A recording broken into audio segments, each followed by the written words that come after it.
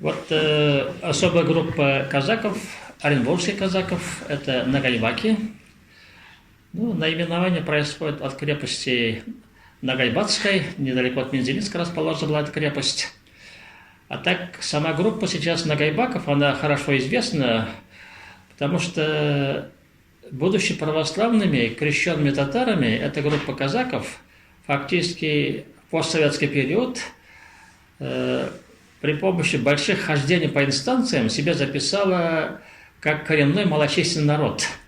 И сейчас во время переписи эта группа учитывается как самостоятельная этническая единица.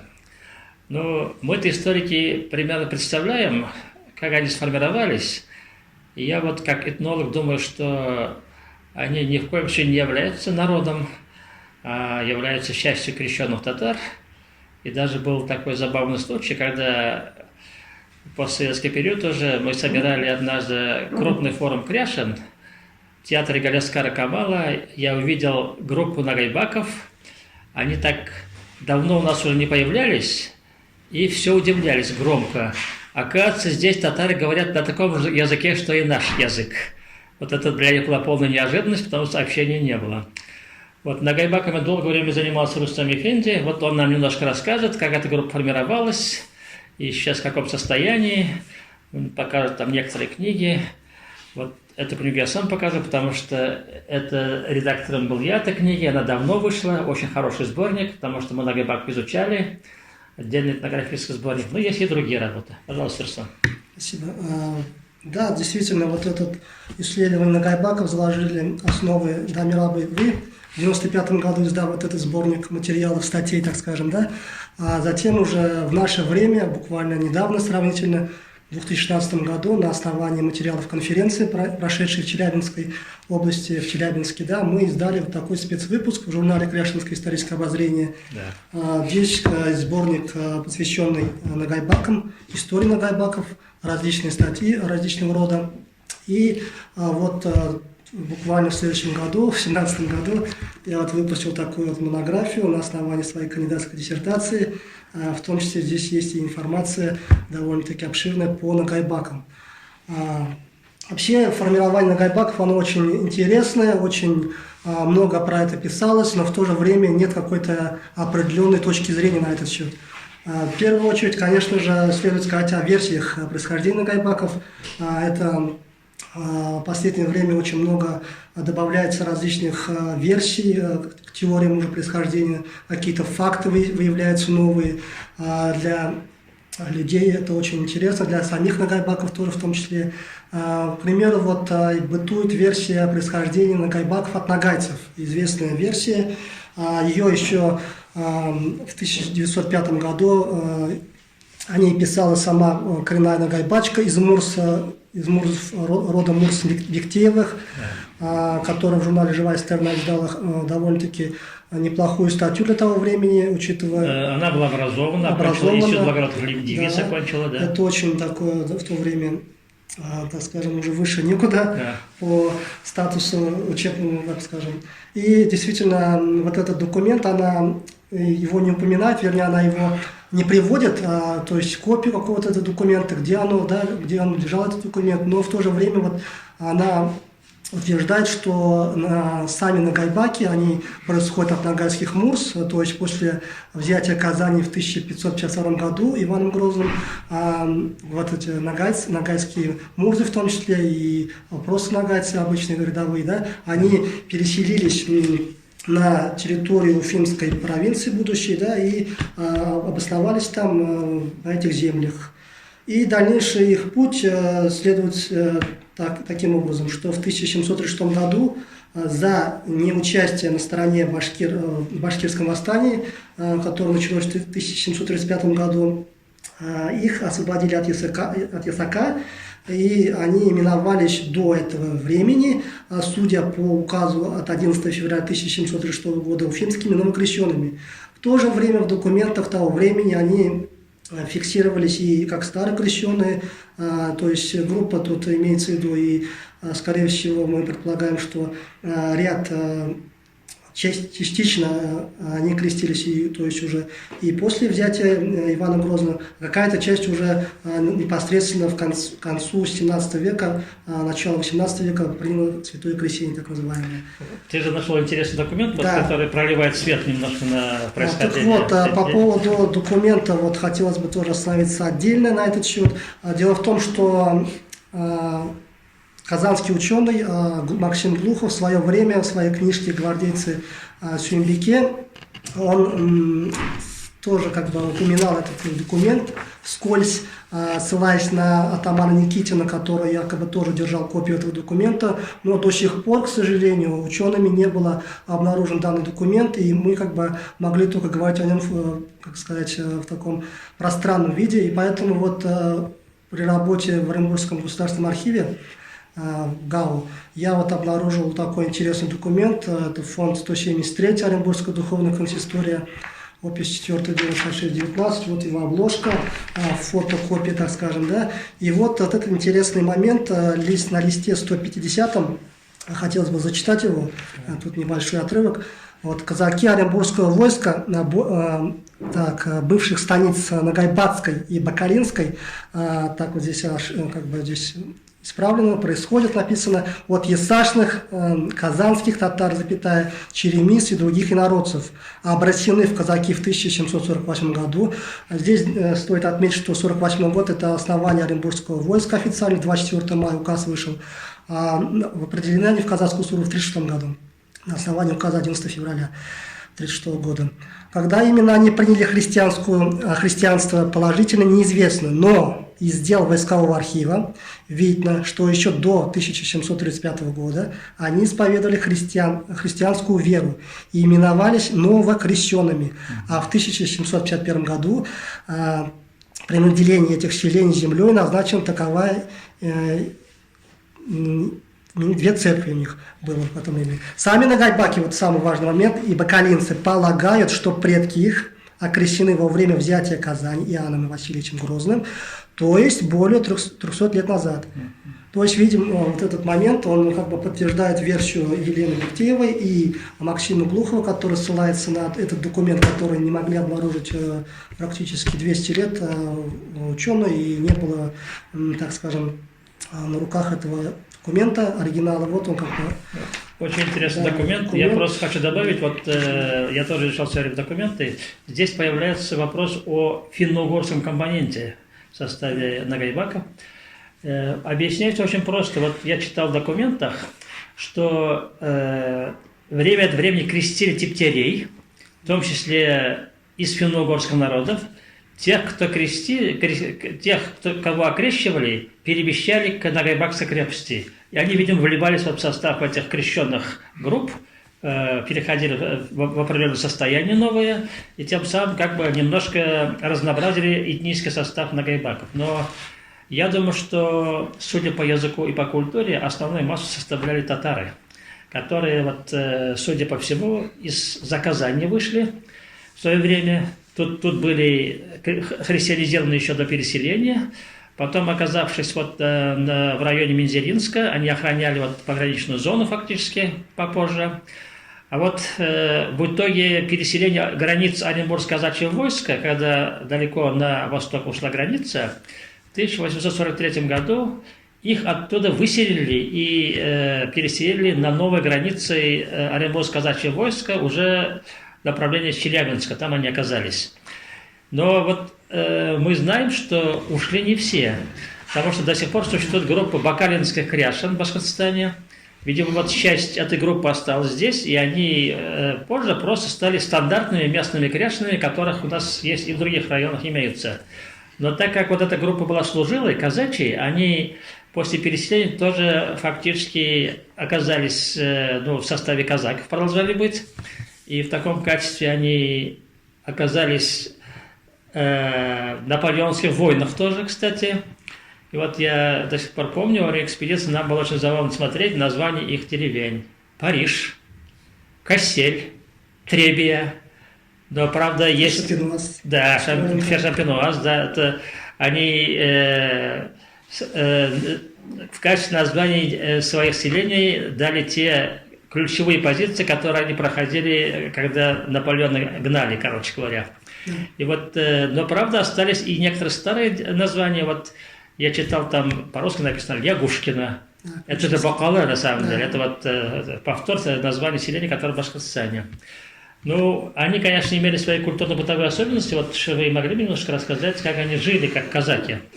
Здесь стоит отметить еще, что в начале 19 века, если до начала 19 века Нагайбаки проживали только на территории Белебеевского уезда, то к началу 19 века непосредственно самой Оренбургской пограничной линии, узкой именно вот этого военной самой линии, да, они появляются в поселениях Ильинка, Неженка и Подгорный. Небольшое количество поселяется и образуются уже две группы нагайбаков, так называемая Оренбургская группа, которая впоследствии будет носить название Оренбургско-Орская, так как часть поселения вошла в Орский уезд.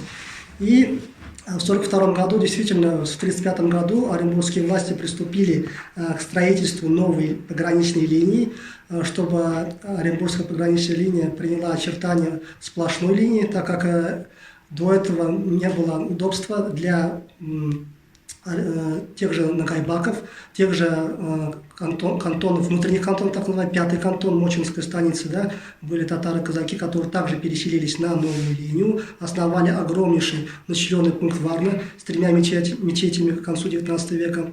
Это самая крупная община татаро-казаков, Оренбургское казачье войско. Она и до сих пор очень довольно-таки мощный населенный пункт в количественном отношении. И хочется сказать, что именно название Нагайбаков сначала приобрели они порядковый номер, но затем им дали власти оренбургские названия уже в честь победы, то есть на вот этих фронтах заграничных походов, за участие их, активное участие в Отечественной войне 12 года, заграничных походов русской армии, так скажем. Да? А вот интересно, извиняюсь, интересно то, что те нагайбаки, которые были переселены в направлении Оренбурга, они, оказавшись в мусульманской среде, там татары-казаки состояли из мусульман, они достаточно быстро перешли в ислам. И фактически, вот я там бывал во время экспедиции сейчас, их уже от остальных татар ничем невозможно отличить. Они помнят, что у них предки были нагайбаки, но это татары-мусульмане, как все остальные оренбургские татары. То есть вот это говорит о том, что некоторые потуги наших братьев-нагайбаков вот, считать, что они вообще другой народ, что они все время были православие, что они так и должны быть, на самом деле вот, историческим фактором не подтверждается. То есть нагайбаки при некоторых ситуациях могут и ислам принять, и превратиться в стандартных нормальных татар, но, правда, оставшаяся часть, вот она уже сейчас как-то окуклилась, даже себя объявила самостоятельным народом. Но, судя по всему, вот, несмотря на то, что они часто появляются во время мероприятий крещенных татар в Казани, особенно эта группа вот как-то не процветает, мне кажется, оставшееся православие. На ваш взгляд, как там ситуация сейчас? Дело в том, что вот еще хотелось бы сказать, что при переезде на новую линию еще образовалась третья подгруппа нагайбаков, так называемая троицкая группа, которая проживала совместно с русскими, то есть казаками, и довольно-таки сильное влияние с их стороны там оказалось впоследствии. Даже некоторые нагайбаки были записаны как русские, то есть в документах того времени, начала 20 века. И по вот этим нагайбакам, которые отпали в ислам, хотелось бы добавить, что был такой поселок, он сейчас есть, Требий. Там в свое время обитали, так скажем, проживали купцы, золотопромышленники Ромеевы. И довольно-таки сильное мусульманское влияние там было, ощущалось, то есть и часть этих требиятцев, они были склонны к отпадению в ислам. И действительно документы архивные подтверждают, что часть этих требиятцев, так называемых, да, нагайбаков поселка Треби, они отпали в ислам. И полностью, вот, говоря о поселке Неженка, в действительности, да, они сейчас уже ничем не отличаются от татар-мусульман, и просто у них как бы есть самосознание, что где-то они когда-то были крещены, состояли в православии, но они уже сейчас полностью идентифицируют себя как татар-мусульмане. Это поселок Неженка, Подгорный. А вот еще следует добавить, что в 1942 году поселок Алабайтал-Гирьял обосновались нагайбаки. И вот исходя из данных краеведа Хасановой, который утверждает в своей книге Алабайтал, что последний нагайбак вымер, так скажем, погиб именно в годы гражданской войны. То есть там был тоже жесточайший год, к сожалению, и вот это все тоже повлияло на их, так скажем, численность в какой-то степени, хотя их там было очень мало по сравнению с... Ну, сейчас вернемся к основной группе нагайбаков, Да. которого сохранило самосознание. Вот как с ними сейчас? Сейчас, конечно, у них ситуация очень сложная в демографическом отношении. Дело в том, что если мы взглянем на материалы современных переписей нашего времени, да, прежде всего 2002 года, то их насчитывалось 9600 человек. Вообще, на всем протяжении истории нагайбаков максимальная численность их достигла в 1902 году. Их насчитывалось тогда 11 900 человек. Также следует сказать, что в 1989 году только приблизительные данные около 12 тысяч. То есть мы можем констатировать, что за 87 лет, то есть с 1902 по 1989 год, численность нагайбаков практически не изменилась. Прежде всего, это связано с тем, что в годы гражданской войны их часть тоже также пострадала от, так скажем, известных событий. И многие из них ассимилировались, уехали на территорию Востока, так скажем, Китая, и их преследовали, высшие их, так скажем, прослойку этих нагайбаков. И в 2010 году количество нагайбаков сократилось до 8148 человек, душа боевого пола. Это данные переписи официальные. Ну, то есть, как вы считаете, да. это что происходит с ними? Они может быть, кем-то другим записываются? Дело в том, что тут, конечно, к сожалению, фактор того, что многие нагайбаки, так скажем, молодое поколение нагайбаков, да, оно уходит в города, в крупные города, и они там ассимилируются в составе других этносов, и, соответственно, это у них теряет свою идентичность нагайбакскую, потому что язык многие тоже как бы не знают, как бы, да, теряют его, забывают. Православная вера, то есть именно вот в смешанных браках они могут растворяться. И вот тоже, что сокращение за 8 лет получается на 1452 человека. То есть отрицательную динамику мы наблюдаем. Получается, вот за вот эти 8 лет в среднем за год на 181 человек количество нагайбаков сокращалось. Если такая же тенденция продолжится и в наше время, то есть к сентябрю месяцу количество нагайбаков прогнозируется не более 6 тысяч человек. И, соответственно, если дальше мы пойдем по этой структуре, по этой линии, то к 2050 году, к сожалению, нагайбаков может быть вообще. Вот, кстати, хороший урок для тех, кто хочет записаться не татарами, а припасть к какой-то другой этничности. Вот опыт нагайбаков показывает, что это обычно заканчивается плохо. Потому что одно дело, когда ты в крупном этническом массиве живешь, да, и у тебя многочисленные сородичи тебя поддерживают, в том числе культура развивается, а вот когда ты изолируешься малочисленной группой, то очень быстро может быть ассимилирован более крупными общностями, особенно когда вот религия там похожа на религию других крупных сообществ. Поэтому мне так кажется сейчас, что записывание нагайбаков в самостоятельное этническое образование, ну, народность, можно сказать, большую пользу им не принесла. Вот я наблюдаю процесс в Татарстане. Наши кряшины пока себя нормально чувствуют, мне кажется. И особенно исчезать не собираются, а вот нагайбаки как-то по-другому развиваются. Ну, следует сказать, что вот в 93 году их признали коренным малочисленным народом. Официально они как бы были признаны, да, и законодательным актом конца 20 века, в 99 и 2000 году, в начале, да, 21 века то есть их право признали. То есть, получается, вот следует еще отметить, что самую большую роль сыграл в этом Алексей Маметьев, да, который был по происхождению потомком, так скажем, крещенных персов. Даже вот если я обнаружил документ в фонде 173, опять-таки, да, там есть черным по белому написано, что крещенный перс Маметьев, то есть Араповы тоже вот это, да, потомки крещенных персов. Иноземцы, фактически, да, иноземцы. Выходцы из афганского плена, так называемого, о них еще писал Рычков, впервые, я бы так сказал, добавил. Потом уже подхватили уже современные историки эти данные. Уже вот сейчас мы уже можем подвести итог. Я думаю, что нагайбакам для того, чтобы в дальнейшем сохраниться, как особое сообщество, для нас она очень интересная, эта группа, потому что действительно православные, татары, казаки – это уникальная группа. но чтобы им сохраниться, надо все-таки контакты с Татарстаном налаживать побольше.